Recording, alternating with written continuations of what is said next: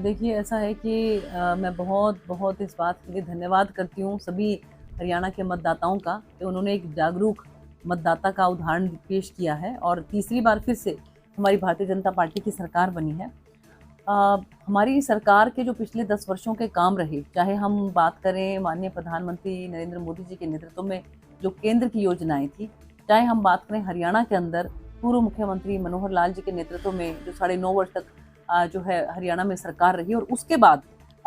जिस एक खूबसूरत तरीके से नायब सिंह सैनी जी ने जो है नेतृत्व को संभाला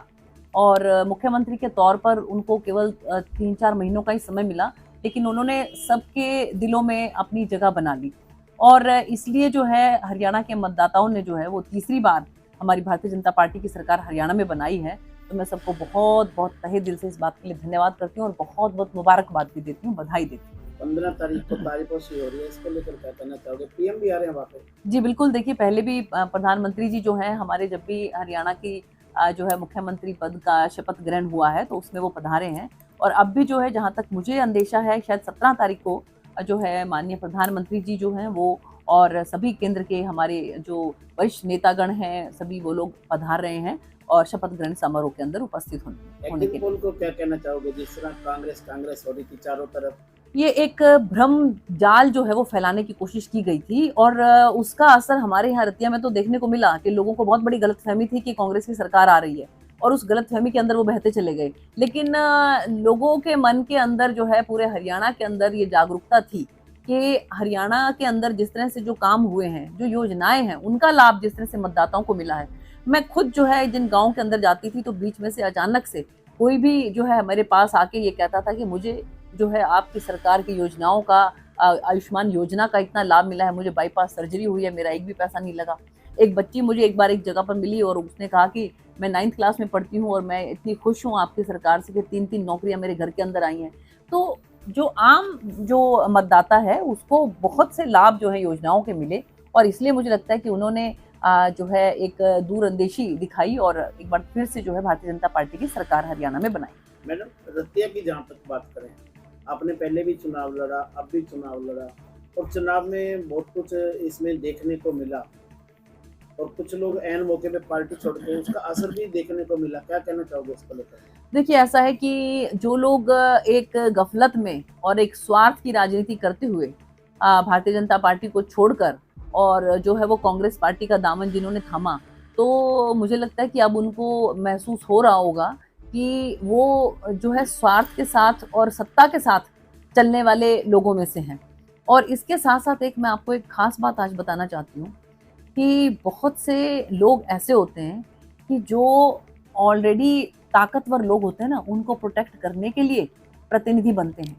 जबकि हम उनमें से हैं, हमारी सरकार उनमें से है कि जो गरीब को जो वंचित है, शोषित है, उनको प्रोटेक्ट करने के लिए जो है राजनीति करते हैं, उनको प्रोटेक्ट करने के लिए प्रतिनिधि बनते हैं। तो मैं ताकीद कर देना चाहती हूँ आपके माध्यम से कि जो लोग ये सोचते हैं कि वो ताकतवर लोगों को प्रोटेक्ट करेंगे एक प्रतिनिधि बनकर, तो वो इस बात का ध्यान रखें, ये भारतीय जनता पार्टी की सरकार है। माननीय मुख्यमंत्री नायब सिंह सैनी जी के नेतृत्व की सरकार है, जो कि अपनी ईमानदारी के लिए मानी जाती है और इसलिए मैं आपके माध्यम से ये उनको फिर से जो है एक बार मैंने पहले भी कहा है और एक बार फिर से मैं उनको ताकीद करना चाहती हूँ कि वो जो है इस बात का ध्यान रखें कि जिस तरह का रतिया के अंदर खासकर जो भ्रष्टाचार का माहौल पहले रहा है और जिस तरह का यहाँ पर जो है प्रोटेक्शन का एक माहौल रहा है, तो वो थोड़ा ध्यान रखें इस बात का। एक-एक चीज़ जो है वो बड़ी बारीकी से देखी जाएगी और किसी भी कीमत पर भ्रष्टाचार रतिया में ना हो, इस बात को ध्यान में रखा जाएगा। एक जो बीजेपी सरकार में रहते हुए अच्छे पद भी ले गए थे और मलाई अच्छी खाई, उसके बाद वो कांग्रेस में चले गए, अब दोबारा